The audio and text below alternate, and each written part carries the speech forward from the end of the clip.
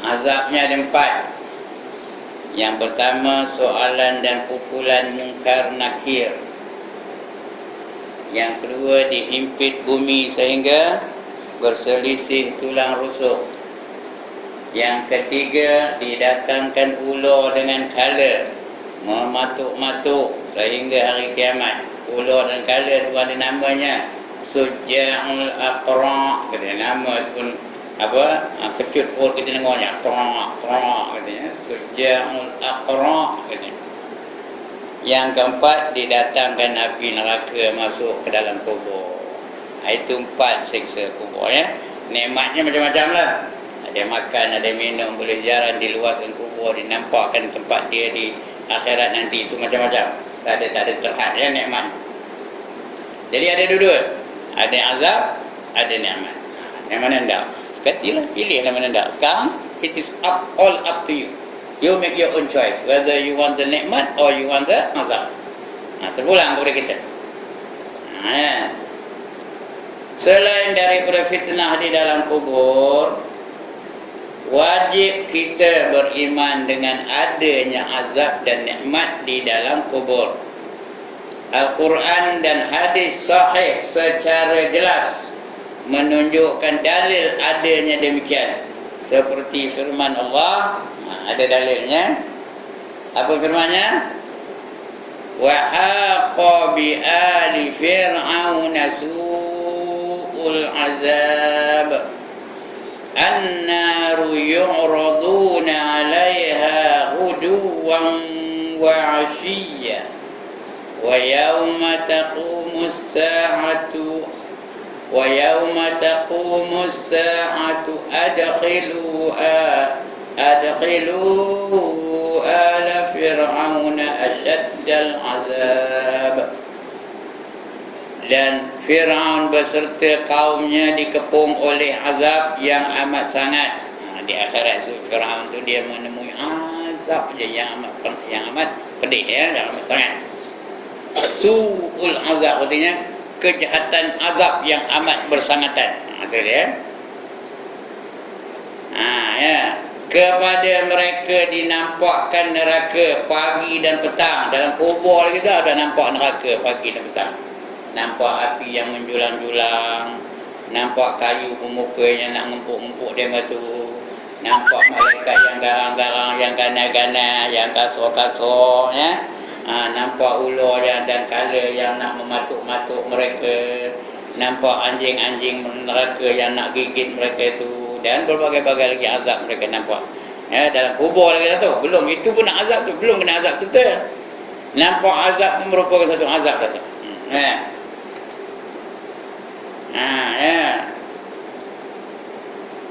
Asyaddal azab kata dia. Dan dinampakkan neraka pagi dan petang, dan pada hari terjadi kiamat. Dikatakan kepada malaikat, masukkanlah Fir'aun dan kaumnya ke dalam azab yang sangat keras.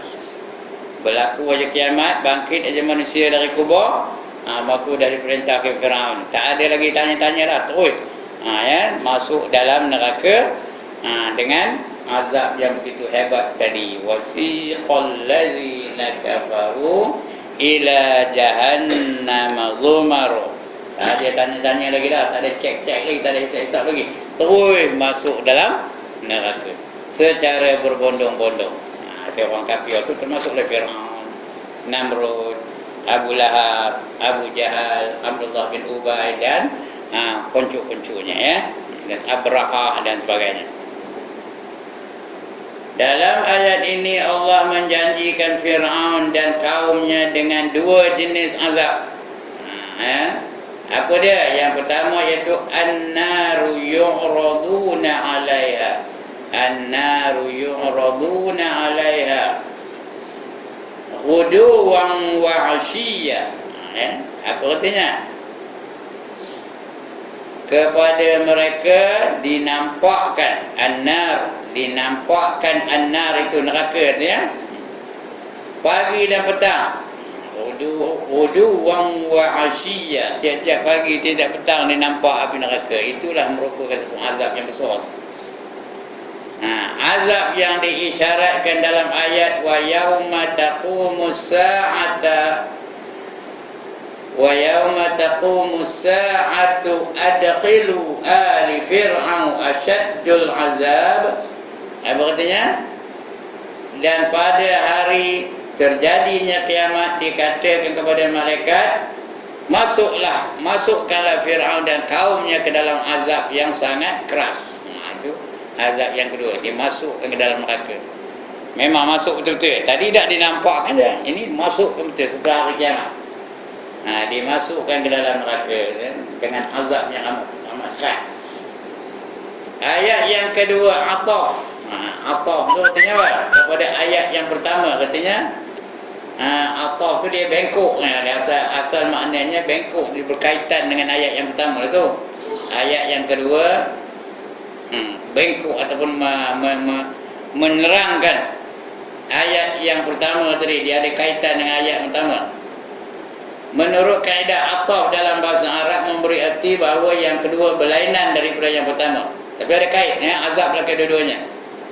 Maka azab yang disebut dalam ayat yang pertama berbeza daripada azab yang disebut dalam ayat yang kedua. Apabila azab yang kedua menimpa selepas berlakunya kiamat, maka azab yang pertama sudah tentu berlaku dalam masa berada dalam kubur. Jadi dua azab tu. Dalam kubur satu azab, dah lepas kiamat satu azab yang lain. Itu namanya ataf. Ain tofa. Bagi yang ada Jawi itu nampak tahu dah. Yang Rumi itu baca kan atap lah, apa macam-macam bacanya. Apabila azab yang kedua menimpa selepas berlakunya kiamat, maka azab yang pertama sudah tentu berlaku dalam masa berada dalam kubur, iaitu selepas mati hingga berlakunya kiamat. Jadi dua azab tu. Satu azab dalam kubur, lagi satu azab setelah hari kiamat. Dah bangkit esok, macam-macam azabnya. Ada orang dibangkitkan rupa macam rimau, ada yang rupa serigala, ada yang rupa babi, ada yang rupa kaldai, ada yang bermacam-macam rupanya. Itu azab tu. Bagi orang beriman dan beramal soleh, mana rupanya? Bangkit dari kubur, mana rupanya? Cantik, handsome, lawa, cun, bergetah. Itu orangnya beriman dan beramal soleh. Cantiknya macam apa? Macam siapa? Kalau dia wanita beriman dan beramal soleh, cantiknya macam siapa? Macam Siti Nurhaliza, macam Siti Zulaikha, bukan rupa Siti Zulaikha, macam Siti Zulaikha. Rupanya rupa dia lah. Timah rupa timah lah, munah rupa munah lah, endul rupa endul lah, enak rupa enak lah. Kalau tidak, mana nak kenal semua rupa Siti Zulaikha belakang. Nak kenal dia rupa dia lah. Orang lelaki pula handsome-nya seperti Nabi Yusuf. Tapi bukan rupa Nabi Yusuf, seperti Nabi Yusuf. Rupanya rupa dia lah. Tuan Haji Mano, rupa Tuan Haji Mano lah. Tuan Haji Kemudian Zaman, rupa Tuan Haji Kemudian Zaman lah. Huri apa huri lah. Tapi handsome-nya macam Nabi Allah Yusuf. Itu dia. Baik. Itu dia yang disyaratkan oleh Allah dalam ayat tadi ya. Dan pada hari terjadinya kiamat dikatakan kepada malaikat, masukkanlah Fir'aun dan kaumnya ke dalam azab yang sangat keras. Baik. Kita langkah ayat ni. Ayat ini dah baca tadi. Ayat yang kedua ni, ataf pada ayat pertama tadi, itu dah kita baca tadi. Kita langkah saja. Dalam ayat yang lain Allah isyaratkan kepada azab kubur, iaitu pertama azab kubur ni pertama apa dia azabnya? Walau taro izil bukan mujrim, itu ayat lain ya. Walau taro izil zalimuna fi ghamaratil maut wal malaikatu basitu aydihim akhriju anfusakum al-yawma tujzawna azabal huni bima kuntum taquluna ala Allah taquluna 'ala Allahi ghairal haqqi wa kuntum 'an ayati tastakbirun. Kalau tak hafal apa itulah kena tengok guna ye ke tak bunyi tu ya. Itu tanda tak hafal tu. Kalau hafal kena kaya. Tak ada nengok pun action je rupanya. Dan sesungguhnya dan sungguh ngerinya walau taro, artinya bila kamu nampak, sekiranya kamu nampak dan sungguh ngeri sekiranya engkau melihat. Sekiranya engkau melihat walau taro tadi, ketika orang-orang zalim itu di dalam penderitaan sakaratul maut, ketika hendak putus nyawa. Orang zalim tu nak mati pun teruk ya. Hai, menderita. Itu kadang duduk, kadang baring, ngepas kepala ke dinding, dah berguling-guling, macam-macam keadaan dia nak mati tu kalau dia zalim dalam dunia ni. Apa contohnya? Contohnya Mustafa Kamal Atatürk. Ada dengar dah nama ni? Ada tak dengar Mustafa Kamal Atatürk? Dia dekat nak mati tu ada penyakit macam migraine lah, otaknya tak boleh berfungsi dengan baik. Menjerit-jerit, semua orang dengar ya. Saya taklah dengar dia dalam cerita-cerita dalam apa tu lah, dan riwayat dia tu menjerit-jerit, mengadu-ngadu. Sudah mati pula tu. Tak terima di bumi pula. Ya, letak sini tak jadi atau sulanya. Letak atas simen, di simen dah kata. Itu je. Begitu juga seorang yang bernama Ariel Sharon. Kenal ke ni? Ada pun nak dengar orang nama Ariel Sharon? Siapa dia? Perdana Menteri Israel. Berapa tahun? TDA-nya 8 tahun TDA. Itu kerana zalim benar tu. Tahu ke TDA? Tak boleh bergerak. Baring je. Bukan sehari 2 hari, berapa lama? 8 tahun tuan-tuan. Makan dia, pakai tiup, semua nak tak boleh bergerak badan, mata aja boleh terbedik-bedik. 8 tahun Allah azab, Allah seksa dia. Sampailah udah mati, nari pun dah mati. Udah mati ditanam di tanah perkuburan di Israel tu. Ya, ada gempa bumi pula dikubur dia. Itu aja gempa bumi. Kubur lain dia. Gempa bumi di situ. Menandakan Allah murka ke tak tu? Cuma berita ni cuma keluar dalam internet aja lah. Di cerita khabar lama tak jumpa. Cari utusan Melayu tak jumpa ni. Itu dia orang yang zalim. Esok akan datang siapa pula agak-agaknya? George Bush ke? Tengok macam mana keadaan dia. Tak ada yang senang ni dalam tu. InsyaAllah tengoklah ya. Orang Malaysia ada tak kenal berita esok? Agak-agaknya ada. Mungkin ada lah. Siapa jangan tanya, jangan buat dulu ya. Mudah-mudahan kita tahu entah dia taubat ya. Entah dia taubat kembali kepada Allah. Kalau tidak, nak mati itu pun mereka akan menderita. Diseksa ketika nak mati itu. Ya, kerana orang nak mati ni, kalau dia orang yang dimurkai Allah, ya, dia yang pertama menderita sakaratul maut. Ya, jerit pekik, menanggung kesakitan mati. Ya, kata Nabi Muhammad pun rasa sakit mati itu seperti orang ditetak pedang sebanyak 300 kali tetap. 300 tu cok 300. Kata Nabi Ibrahim, sakit mati itu macam orang macam besi dibakar panas-panas sampai merah, betul dicelup dalam bulu yang basah. Itu bunyi sakit mati tu. Berbunyi dah. Dia dah panas tu, dah menyala, dah asap-asap tu, dicelup pada bulu yang basah. Berbunyi ke tak besi tu? Ada pula tak bunyi pula. Agaknya berdesain. Tapi yang paling jelas apa kata Nabi Musa? Sakit mati itu seperti kulit kambing diseliat hidup-hidup. Seperti kambing diseliat kulitnya hidup-hidup. Sakit ke tak? Itulah sakit mati kata Nabi Musa. Ini Nabi, Rasul, Ulul Azmi pun merasa sakit mati. Betapa kalau orang tu zalim, betapa kalau orang tu fajir, betapa kalau orang tu asi, betapa kalau orang tu derhaka kepada Allah dan Rasul. Lagi lah ya. Itu sakit mati yang pertama dihadapi orang yang nak mati tu. Yang kedua, dia nampak malaikat maut seperti rupa dia yang asal, rupa dia sebenarnya. Nabi Ibrahim nengok malaikat maut, pensan tau. Nabi Ibrahim tu pengsan. Padahal dia Nabi Khalilullah, kekasih Allah, ulul azmi pula tu. Dia pun pengsan.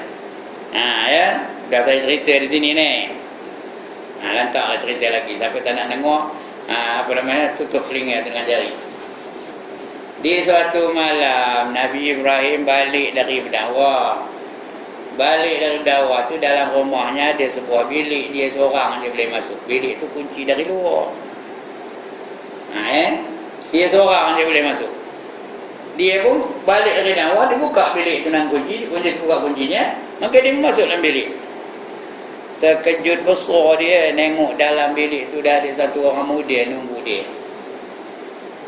Dia pun bertanya kepada orang muda tu, siapa membenarkan kamu masuk dalam bilik aku ni? Kata orang muda tu, tuan bilik ni lah membenarkan aku, katanya. Aku tuannya, aku tak pernah bagi kebenaran kamu masuk dalam bilik ini, katanya. Kata dia orang muda tu, bukan kamu tuan kepada tuan bilik ini. Siapa tu? Allah lah bagi tahu, bagi kebenaran, ya. Dia Nabi, Rasul, bijaksana, bukan bingung macam kita ni. Kalau macam kita ni, aku balik bilik pula aku maki dia, ya. Dia tahu, terus tanyanya, kamu ni malaikat apa? Kata dia tahu ini bukan orang. Garanti malaikatnya. Pemuda tu menjawab apa? Aku malaikat maut, katanya. Nampak? Tuan-tuan kalau balik kan apa? Nunggu je dekat rumah, dekat pintu rumah kan. Siapa kamu ni? Kata dia. Aku malaikat maut. Macam mana? Agak-agak tu je mana? Macam mana kau? Ya. Ya. Tapi dia tak ada pula takut. Malulah Nabi dan Rasul tak ada takut, ya. Apakah kamu datang nak mencabut nyawa aku? Kata dia malaikat maut, tidak, aku tak ada mencabut nyawa kamu hari ni. Kata, aku datang nak ziarah aja kamu. Hari ni aku MC, tak ada kerja, katanya. Ya. Maka bersembanglah dalam sembang tu lah Nabi Ibrahim bertanya, bukan tanya pun, minta. Wahai malaikat maut, tolong tunjukkan aku mana rupa kamu yang sebenarnya. Rupa kamu yang asal macam mana? Kata malaikat maut, jangan, tak lalu kamu tengok aku, katanya. Kata Nabi Ibrahim, aku nak tengok juga, aku ndak juga, ayah ndak juga, katanya. Ayah tak boleh, ayah ndak juga. Ya. Itu payah tu, ya. Kalau senang nak apa dia, nak mengendali tu. Kalau ada lah anak kita, ayah ndak dia juga, betul tak? Ya, mujur lah anak kita tak ada hobi tu, ya. Maka kata di malaikat maut, tak apa, kamu tak boleh tengok, kata. Tak apa, never mind, I can let you see me. Ya. Bila aku kata pusing, kamu pusing, kata. Mula-mula kamu pusing hadap dinding tu, kata. Bila aku kata pusing, tengok aku, kata. Tak ada lama pun dia menghadap dinding, lepas itu pusing, kata malaikat maut. Dia pun boleh paling ke belakang, tengok malaikat maut, dum, pengsan. Kejap-kejap itu automatic, on the spot, pengsan. Kerana malaikat maut tu dah berubah wajahnya. Tadi mula-mula datang seperti pemuda yang handsome, pemuda yang lemah lembut, baunya berwanginya je baunya, ya. Kejap-kejap itu bertukar menjadi satu lembaga yang sangat menakutkan. Hitam legam, rambutnya berputar-putar. Ya, pusing-pusing, berputar-putar tu macam rambut apa? Rambut the alley cat. Saya dah pernah tengok. Macam itulah putar-putar dia. Agak ni lah, ya. Saya dah lah tengok. Lepas tu ada asap dan api keluar dari mulutnya, baunya amat busuk. Pakaian pun hitam legam, compang-comping pula tu. Ya. Itu dia rupa malaikat maut. Rupa itulah nanti dia akan datang kepada orang yang nak mati dengan syarat orang tu apa? Orang tu orang zalim, orang derhaka, orang fajir, orang hasik. Macam itulah rupa dia datang. Ya, dengan rupa dia yang sebenarnya. Itu masalah orang nak mati tu. Yang ketiga, dia nampak tempatnya di akhirat. Fakashafna anka rita'ak fabasarukal yawma hadid, kata Allah, ya. Hari itu dia dapat pandangan tembus. Allah bagi dia pandangan tembus dan dia nampak tempat dia yang akan yang bakal dia pergi itu. Dia kalau dia ahli syurga, nampaklah dia syurga dengan mahligai-mahligainya, dengan pakaian-pakaiannya, dengan wang ringgitnya, dengan apa? Dengan makanan yang hebat, dengan kenderaan-kenderaannya dan sebagainya. Dan paling hebat dia nampak apa? Nampak apa? Yang paling hebat nampak apa? Bidadari yang melambai-lambai. Ahlan wa sahlan, marhaban bikum, come to me my darling, kata Kata bidadari itu melambai-lambai dia. Ya. Jadi sebab itu kadang-kadang dia senyum aja. Kenapa dia senyum? Nampak bidadari itu melambai dia. Come to me, oh my darling, kata dia. Come to me, oh my Tuan Haji Makno, katanya. Jadi bila tengok itu senyum tak? Senyumlah. Takkan teroyak bila tengoknya. Ya. Yang keempat, dia berhadapan dengan tipu daya iblis dan syaitan. Kalau dia tak beriman, kalau dia kufur, kalau dia maksiat, dia tak akan dapat lari daripada tipu daya iblis dan syaitan. Hanya orang yang beriman saja yang boleh mengelakkan diri dari tipu daya iblis dan syaitan. Ini 4 masalah orang nak mati. Azab ke tak? Itu azab tu. Azab sebelum mati lagi. Kemudian dalam mati azab lagi, dalam kubur azab lagi. 4 azab yang saya khabar tadi. Di akhirat lagi azab juga, masuk ke dalam neraka. Itu dia. Dan sungguh ngeri sekiranya engkau melihat ketika orang-orang zalim itu di dalam penderitaan sakaratul maut, ketika hendak putus nyawa, sedang malaikat-malaikat pula menghulurkan tangan mereka memukul, bukan hulur tangan waktu itu, memukul, malaikat itu memukul.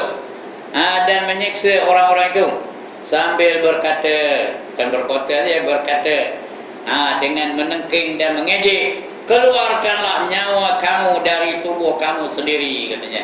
Pada hari ini kamu dibalas dengan azab siksa yang menghina. Yang menghina kamu sehina-hinanya disebabkan apa yang telah kamu katakan terhadap Allah dengan tidak benar. Dan kamu pula menolak dengan sombong takabur akan ayat-ayat keterangannya.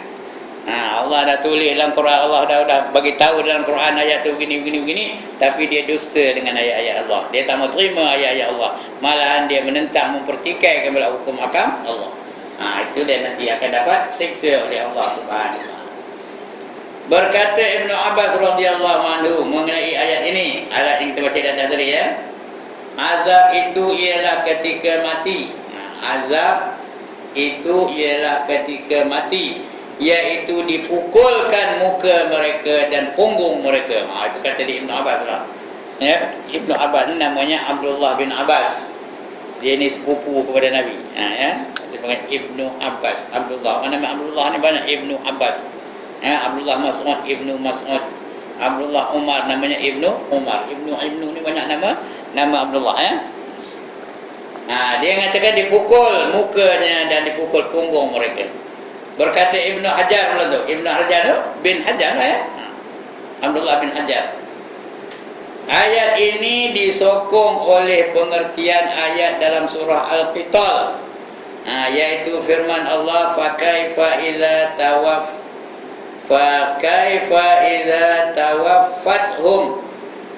tawaffathumul malaikatu yadribuna wujuhahum wa adbarahum.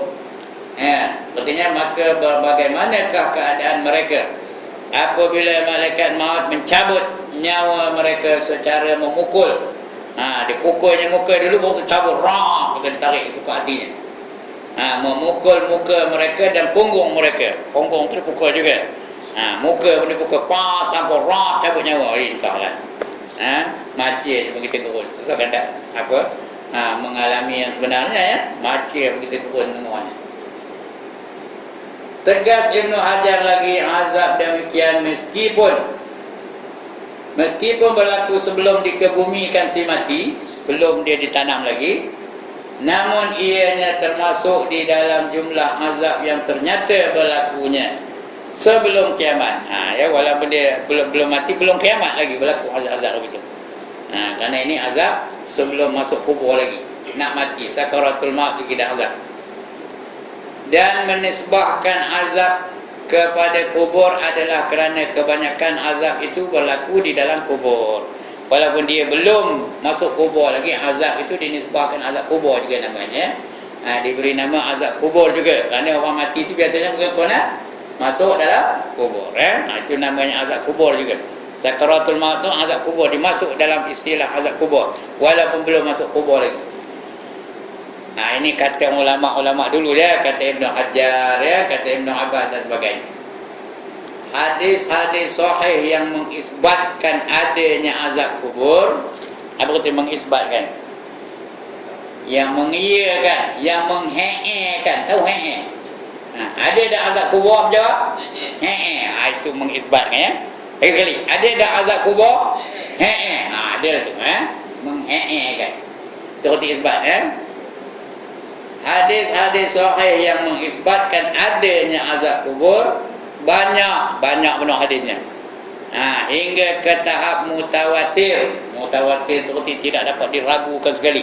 Sekali-kali tidak boleh diragukan. Hadis yang paling tinggi nilainya ialah hadis mutawatir. Tak boleh diragu-ragukan. Di bawah itu baru hadis sahih. Ya, hadis sahih rendah sikit martabatnya, tapi juga tak boleh dipertikaikan. Mutawatir lagi tak boleh dipertikaikan kerana perawinya ramai, kumpulan perawinya bukan satu je, kumpulan itu ramai dan hadis itu je. Kumpulan ini mengatakan hadis begini bunyinya, kumpulan B mungkin juga hadis begini bunyinya, kumpulan C mungkin juga mengatakan hadis begini bunyi, dan tak ada berubah.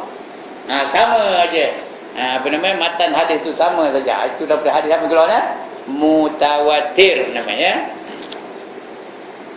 Berkata Imam Nawawi, ketahuilah ahlu sunnah wal jamaah ya, ahli sunnah mengisbatkan azab kubur dan dalilnya daripada Al-Quran dan As-Sunnah.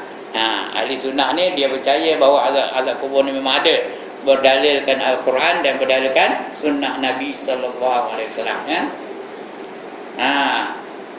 Memang banyak diantaranya firman Allah, an-naru yu'raduna 'alaiha ghuduwan wa 'ashiyya. Kepada mereka iaitu Firaun serta kaumnya dinampakkan neraka pagi dan petang. Firaun tu nampak neraka pagi, petang pun nampak neraka. Tak pernah lepas neraka tu di pandangan matanya. Setelah dia matilah Firaun tu ya. Dinampakkan neraka pagi dan petang. Itu Firaun. Dan banyak lagi hadis-hadis sahih daripada Nabi sallallahu alaihi wasallam yang diriwayat oleh para sahabat di dalam banyak tempat. Dan tidak mustahil pada akal bahawa Allah menghidupkan satu juzuk anggota daripada tubuh badan manusia yang setelah mati, yang telah mati, dan Allah menyiksakannya. Manakala hal ini tidak mustahil pada akal, dan ada pula dalil-dalil syarak yang wajib kita mempercayai dan beriman padanya ya. Beriman kepada bahawa ada siksa kubur ya. Ada siksa kubur. Siksa kubur tu memang real, bukan rekaan-rekaan ya. Memang ada. Itu sebab kata Nabi, kalau aku tidak takut kamu ni terkejut, nescaya aku minta doa kepada Allah supaya kamu dengar jeritan orang-orang yang disiksa di kubur. Supaya kamu dengar. Tapi aku takut kamu tak tahan. Itu sebab aku tak doakan. Kalau tidak kita dengar jerit orang-orang dalam kubur tu tau. Aduh, ayoyo, ayah, oh my God, onde, tahu onde? Tak tahu? Onde, ini aku tolak nanggung katanya. Mujur lah tu, apa Rasulullah tak doakan. Kalau tidak kita lalu je ke tanah wakaf tu, dengarlah jeritan orang yang kena kerupuk dalam kubur tu ya. Baik, Imam Muslim dalam kitab sahihnya membawa beberapa hadis yang mengisbatkan yang tadi ya, bahawa ada siksa kubur ya. Ya. Apa dia? Yang pertama, adanya azab dalam kubur. Itu hadis-hadis yang menunjukkan bahawa memang ada azab dalam kubur tu. Yang kedua, Nabi Muhammad sallallahu alaihi wasallam mendengar suara orang yang diazab di dalam kubur. Nabi dengar kerana dia tahan ya, dia boleh dengar lah. Dia tak ada apa-apa. Kita kalau dengar tercerit-cerit, berak dalam seluruh. Itu sebab tak dengar kan. Kalau edak berak dalam seluruh, kencing dah tentu je lah. Kencing tak payah dengar. Saya kubur dah ada kencing dalam seluruh. Tuan-tuan tahu tak, saya ni medang ni kencing dalam seluruh ni. Nak kencing sangat, berkambat tot dulu, otak dan masuk jamban pula kencing dah. Umur dah 70 lebih. Apa lagi? Selalu je kencing dalam seluruh. Itu belum dengar cerit pekik orang dalam kubur tu. Kalau dengar lagi agaknya besok saja dah tahu besok. Mujur lah ya. Nabi Muhammad mendengar suara orang yang diazab dalam kubur. Kemudian orang yang mati mendengar derapan selipar orang yang mengkebumikannya. Sebelum datang Munkar dan Nakir tu, dia dengar selipar tu. Orang mati tu dengar selipar orang yang di atas bumi tu. Orang yang hantar itu seliparnya tu, jalan balik. Lalu hilang bunyi selipar tu. Baru datang Munkar dan Nakir nanya. Apa tanya? Marrabbuka, siapa Tuhan kamu? Apa jawab? Entah, tidak berapa tahu, kata kentung baginya. Waman nabiyuka, apa tanya? Apa jawabnya? Apa? Nyong orang ngerti katanya, apa? Pon baginya 70 hasta dalam bumi. Lagi tanya lagi, wama imamuka. Apa jawabnya? Aku tidak tahu katanya, apa? Dong bagi lagi. Begitulah seterusnya ya. Orang yang mati mendengar derapan selipar orang yang mengkebumikannya. Pertanyaan Nabi Muhammad sallallahu alaihi wasallam kepada Ahlul Qalib. Ahlul Qalib ini orang musyrikin Mekah ya. Ahlul Qalib, orang musyrikin Mekah yang dibunuh di dalam peperangan Badar. Qalib ni mati dalam peperangan Badar. Ahli-ahli Qalib, betul? Dia itu mati. Qalib ni dibunuh oleh sahabat dalam peperangan Badar. Kemudian dicampak ke dalam telaga buruk. Apakah kamu mendapati benar janji Tuhan kepada kamu? Rasulullah tanya.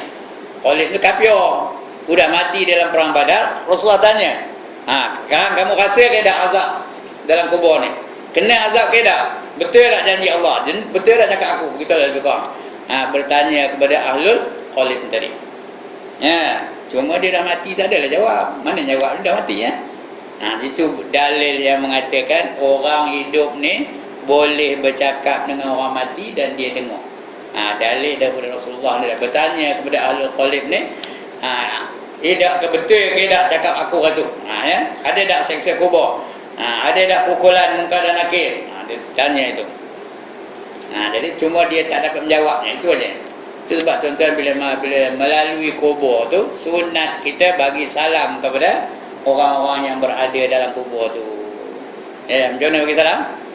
Assalamualaikum ya ahlad diyar.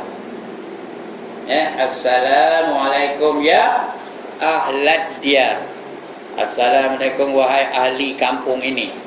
Jangan ya ahli kubur, tak betul. Ya ahlad diyar. Kalau ya ahlal kubur, kita pun ahli kubur. Berarti kita bagi salam dengan kita lah. Ini wahai ahli kaum ini, penduduk kampung ini. Ya ahlal kubur.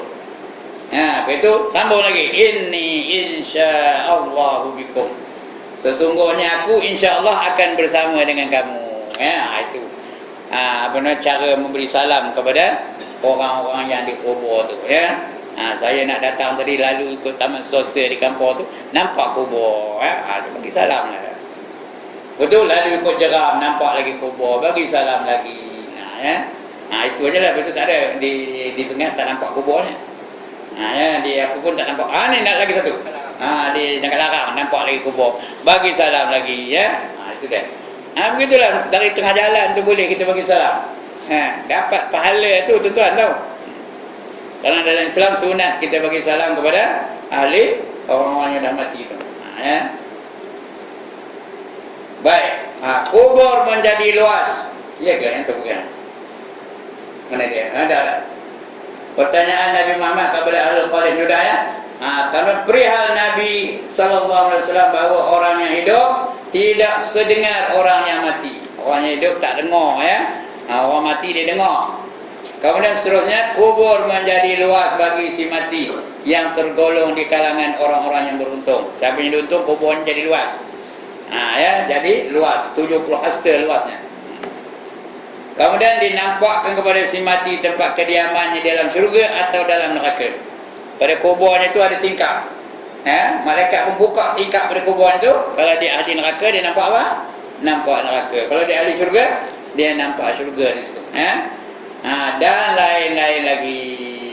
Antara hadis-hadis yang mengisbatkan demikian ialah hadis yang panjang di bawah ni. Lain kali lah kita baca. Kalau marah orang yang ngaburkan suruh saya ringkaskan sikit pengajian malam ni ya, kerana ada Ada apa? Ada apa? Ada mamam lepas ini. Jadi kalau lambat dia mamam, elok berhenti dulu. Hadis ini akan kita baca pada bulan hadapan, insya-Allah, sebelum puasa ya. Akan kita baca ini, insya-Allah. Hadis ini panjang ni. Ya. Sekian dulu tuan-tuan dan puan-puan. Ada masalah? Tak ada. Ya, ada, sila.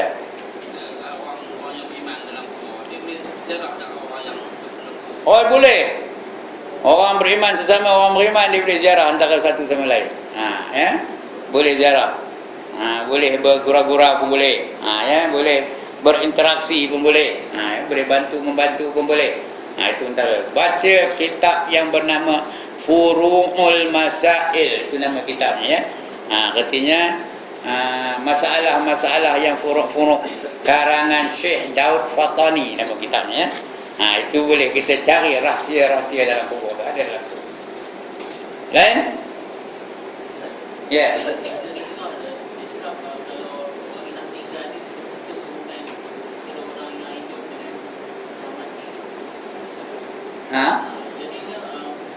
kalau yang dah mati tu macam mana dia boleh ada punya belakang? Ada tengok rumah dia, keluarga dia. Itu rohnya. Badan tak boleh lah. Rohnya. Ada hadis yang mengatakan dia tu boleh, rohnya dia pergi menziarah keluarga dia. Ya, dia boleh ziarah tiap-tiap malam Jumaat. Ya, malam-malam Ramadan dia ziarah. Dan adalah hadis-hadis, walaupun hadis itu setengah dipertikaikan oleh para ulama. Tapi adalah keterangannya. Bolehlah kita rujuk kepada hadis-hadis yang mengatakan roh tu melawat, menziarahi keluarga-keluarganya ya. Jadi maknanya putus itu bukan putus terus ya. Ada ketika-ketikanya mereka boleh menziarahi keluarganya. Walaupun hadis ini dipertikaikan oleh setengah ulama ya. Kalau orang yang beriman, kalau yang tak beriman tak dapat kata. Tak adalah. Orang beriman sibuklah. Apa sibuk? Apa yang sibuk orang tak beriman? Kena keluar dentum mana dan nak ziarah. Lagi? Habis. Wallahu alam. Sekian dulu untuk kali ini, untuk bulan ini. Insya-Allah kita sambung lagi pada masa yang akan datang. Aqulu qawli hadza wa astaghfirullahal azim li wa lakum wa lisairil muslimin wal muslimat wa ya fawzal mustaghfirin wa ya najatat taibin. Assalamualaikum warahmatullahi